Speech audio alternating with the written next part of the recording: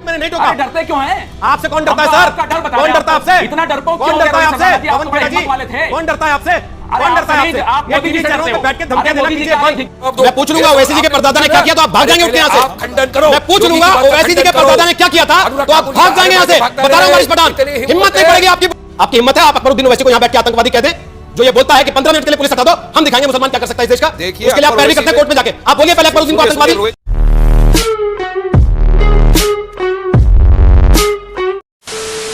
नमस्कार दोस्तों, आप सबका बहुत बहुत स्वागत है प्राइम डिबेट शो में। मैं हूं प्रदीप।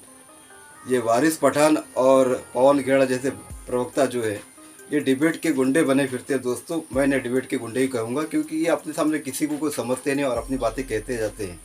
ऐसे ही रोहित सरदाना जी के साथ इन्होंने एक बार किया था। तो रोहित सरदाना जी को आप जानते हैं, वो सामने वाली पार्टी और सामने वाली पार्टी के प्रवक्ता की नफ्स को पकड़ के रखते हैं और उनकी नफ्स को एंड टाइम पर दबा देते हैं। तो इस डिबेट में भी कुछ ऐसा ही हुआ।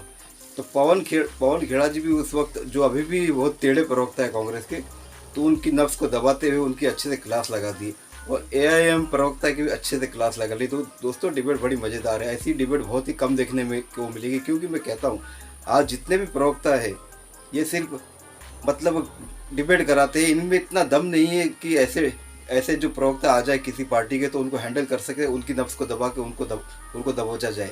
तो सरदाना जी एक ऐसे ही न्यूज़ एंकर थे। मैं तो उनको बहुत ऊपर ही मानता हूँ दोस्तों, न्यूज़ एंकर से ज़्यादा ऊपर मानता हूँ। अमिताभ अग्निहोत्री जी भी उस लिस्ट में आते हैं। तो ज़्यादा कुछ बात ना करते हैं दोस्तों, ये डिबेट शुरू करते हैं। तो चलिए शुरू करते हैं डिबेट।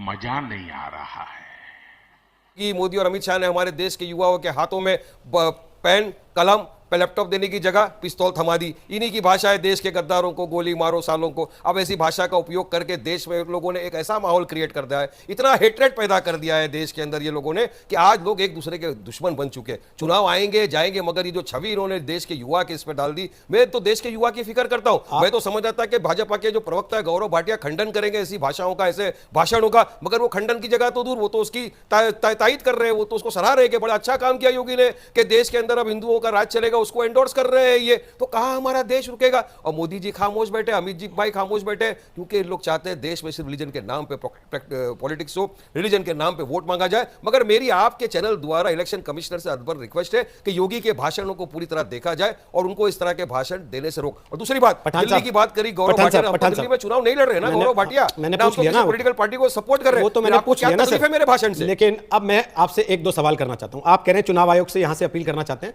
आप स्वतंत्र हैं, आप जाके चुनाव आयोग से शिकायत कर दीजिए, करना भी चाहिए अगर आपको ऐसा लगता है तो। लेकिन आपने दो बड़ी बातें कही। आपने कहा वो लड़का आतंकवादी था जो आ गया ये कहने के लिए कि ये देश हिंदुओं के हिसाब से चलेगा।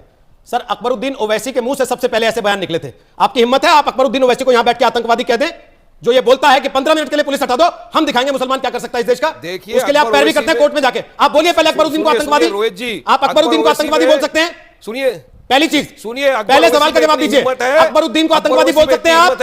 हिम्मत है आपकी? या बोलिए कि अकबरुद्दीन प्रेम का संदेश देते हैं? हैदराबाद में सरेंडर किया, अकबरुद्दीन प्रेम सर सरेंडर क्यों किया आप सबको मालूम नहीं है क्या? उसीलिए सरेंडर किया कानून के डर से, जैसे आपने अपने मुल्ला मौलवियों के डर से हाथ जोड़ के माफी मांगी गणपति पूजा के लिए। बहनों की इज्जतें लूटेंगे। अकबरुद्दीन आतंकवादी है? सवाल ये नहीं था। सुनिए उसके ऊपर कभी 1 घंटे की, अगर 1 घंटे नहीं सर, आप वर्षों से भागते आए हैं उससे। आज आप ये कह रहे हैं जो लड़का बोल रहा था कि ये देश हिंदुओं के हिसाब से चलेगा वो आतंकवादी है, तो मैं आपको चैलेंज कर रहा हूं, बोलिए अकबरुद्दीन आतंकवादी है कि नहीं? जो ये बोल रहा था कि 15 मिनट के लिए पुलिस हटा दो, फिर हम बताते हैं हम क्या है। बोलिए, हिम्मत है आपकी? पैरवी करते हैं आप कोर्ट में जाके उसकी? अकबर ओवैसी ने कोई ऐसा भाषण नहीं दिया। अच्छा, कोई ऐसा भाषण ही नहीं दिया करता हो। अकबर ओवैसी ने सिर्फ इतना कहा था जिसकी वजह से आज केस चल रहा है, इस पे केस चलाओ, योगी पे केस चलाओ। भैया ना कीजिए कंप्लेंट जाके, कौन रोक रहा है? मैंने तो पहले कहा जाइए शिकायत कीजिए, लेकिन क्या अकबरुद्दीन को आतंकवादी कहने की हिम्मत है? बोल रहे हो ना तो आप बोलिए, आपके माध्यम से केस चलाओ सब पे।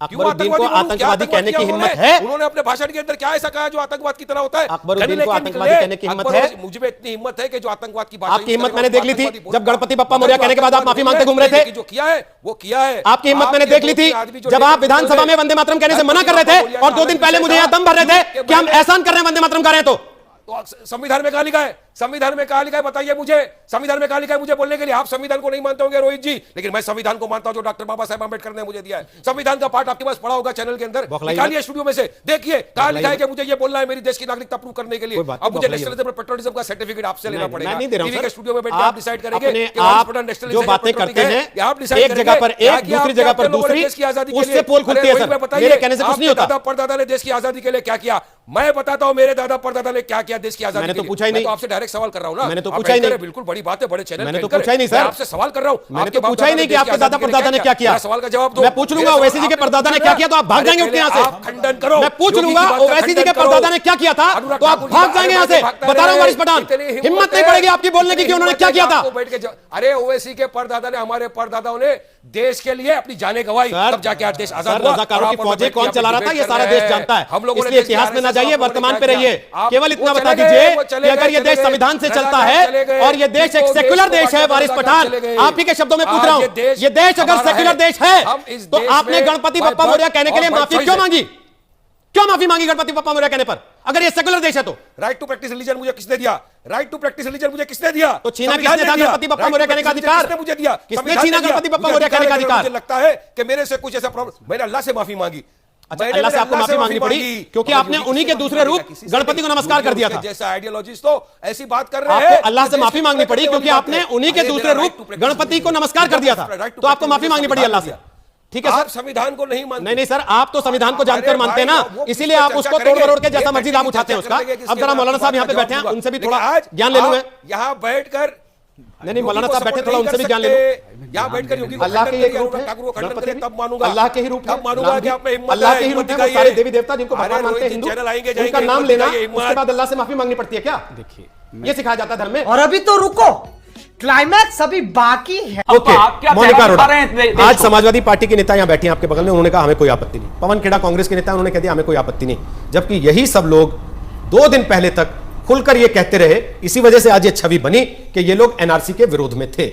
आपको क्यों लगता है कि एनआरसी केवल पश्चिम बंगाल या केवल असम तक सीमित नहीं होना चाहिए, देश के अलग अलग हिस्सों में ये गिनती होनी चाहिए? अगर हम एनआरसी का विरोध कभी नहीं किया। सर एक सेकंड पवन जी, मैंने भी नहीं कहा कि आपने विरोध किया, मैंने कहा कि क्यों ऐसा हुआ कि आप लोगों की छवि ऐसी बनी कि आप विरोध कर रहे हैं। मैंने भी यही कहा, मैंने नहीं कहा कि आपने विरोध किया। कोई ऐसी परसेप्शन नहीं, आप लोग बना लीजिए। आप तो ठीक है फिर, नहीं जीतते, तो ठीक है फिर, आपके मन के हिसाब से बोलूं तो ठीक है, आपके मन के हिसाब से नहीं। अब शब्द भी आप तय कीजिए, सेंटेंस भी आप तय कीजिए। अरे मन से बोलिए, आप अपने मन से मैं बोलूंगा अपने मन से, आपके मन से नहीं बोलूंगा। इस बात को ध्यान रख लीजिए और हर बात पे टीका टिप्पणी टोका-टाकी बंद कीजिए। रफेल पे आप अपनी बात रखिए, आपको किसी ने नहीं टोका। रफेल पे डिबेट होगी, आपको बुला लेंगे, आपकी पार्टी आपको इस वक्त समझेगी, भेजेगी तो बैठ जाइएगा। नहीं तो यहाँ बैठ के मुझे ये मत बताइए कि आप रफेल पे तैयारी करके आए तो आप रफेल पे बोलेंगे। आपको एनआरसी पे बोलना है तो बोलिए, आपको रफेल पे बोलना है। आपने कल 1.5 घंटे प्रेस कॉन्फ्रेंस की थी, आधे घंटे बाद दोबारा कर लीजिएगा जब कार्यक्रम खत्म होगा तो। जब सब एनआरसी आधे घंटे बाद दोबारा कर लीजिएगा प्रेस कॉन्फ्रेंस, आज तक का माइक नहीं होगा उसमें। मोदी जी का 2 घंटे चर्चा करने की हिम्मत दिखाइए। एनआरसी पे कल भी आपने की रफाल पे प्रेस कॉन्फ्रेंस, आज भी कीजिए, कोई नहीं रोक रहा। छोड़िए, ये आपकी प्रेस कॉन्फ्रेंस नहीं है, एनआरसी पे बात कर रहे हैं। आपको अगर करनी है तो कीजिए, लेकिन आप ये नहीं कहेंगे कि रफाल पर बोलूंगा। आप एनआरसी पर बोल रहे हैं, बोलिए। आप एनआरसी पर बोल रहे थे, मैंने नहीं टोका। डरते क्यों हैं? आपसे कौन डरता है सर? कौन डरता है आपसे? इतना डरपोक कौन डरता है आपसे? पवन खेड़ा जी, कौन डरता है आपसे? कौन डरता है आपसे? आप ये टीवी चैनलों पे बैठ के धमकियां देना कीजिए बंद। घिघी क्यों बन जाती है? ये डरपोक आदमी हो क्या? आप लोगों को कहा जाता है सर, अरे इतने डर क्यों जाते हो मोदी जी के सामने? ये आप लोगों को कहा जाता है मोदी जी के सामने अपना नाम क्यों मत थोपिए। क्या गलत किया आपने जो डरते हो? प्लीज पवन खेड़ा, अरे छोड़िए, एनआरसी पे क्या चर्चा होगी? जब हम एक ही बात कर रहे हैं, जब कोई भी इसके विरोध में नहीं, तो कब इस तरीके से चर्चा कब करेंगे ये बताइए। आवाज अब कर रहे हैं बंद आपकी। हो नहीं देखा जा रहा यार, नहीं देखा जा रहा। मजा आया। तो दोस्तों वीडियो हो गई ख़त्म। उम्मीद करता हूँ ये डिबेट वीडियो आपको पसंद आई होगी। मैं इसी तरह का कंटेंट हमेशा बनाते रहता हूँ, तो उम्मीद करता हूँ आप चैनल सब्सक्राइब करके जरूर जाएंगे। मिलता हूँ आपसे अगली वीडियो में, तब तक के लिए जय हिंद, वंदे मातरम।